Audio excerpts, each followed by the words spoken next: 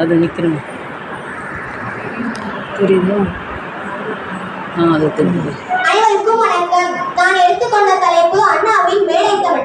அண்ணாவின் மேடை தமிழ் அவரும் பெரும் பேச்சு தமிழாகும்.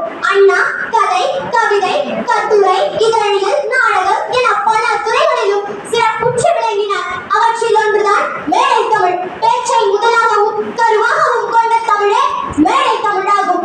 அண்ணா தமிழில் பல துறைகளில் வளர்த்துள்ளார். அவற்றில் சிறந்தது எது என ஒரு நமக்கு மனதில் கேள்வி எழலாம். அண்ணா தொட்ட துறை ஒவ்வொன்றும் துலங்கிற்று. ஒவ்வொரு துறையும் ஒவ்வொரு வகையில் சிறந்தது எனினும் அண்ணா பொதுமக்களிடத்தில் ஒரு பெரிய விழிப்பையும் தாக்கத்தையும் ஏற்படுத்தியது அண்ணாவின் மேடை தமிழே. அண்ணா எத்தனை முறை மேடைகளில் பேசியிருப்பார்? சுமார் 40 ஆண்டுகள் நமது வாழ்நாளில் அண்ணா மேடைகளில் உரையாற்றியுள்ளார். ஒவ்வொரு முறை உரையாற்றும் பொழுதும் அவர் எடுத்துக்கொண்ட கால அளவு என்பது அதிகபட்சமாக 1 மணி நேரம், குறைந்தபட்சமாக 15 நிமிடம் ஆகும். குறிப்பிட்ட தலைப்பில் கடந்த கால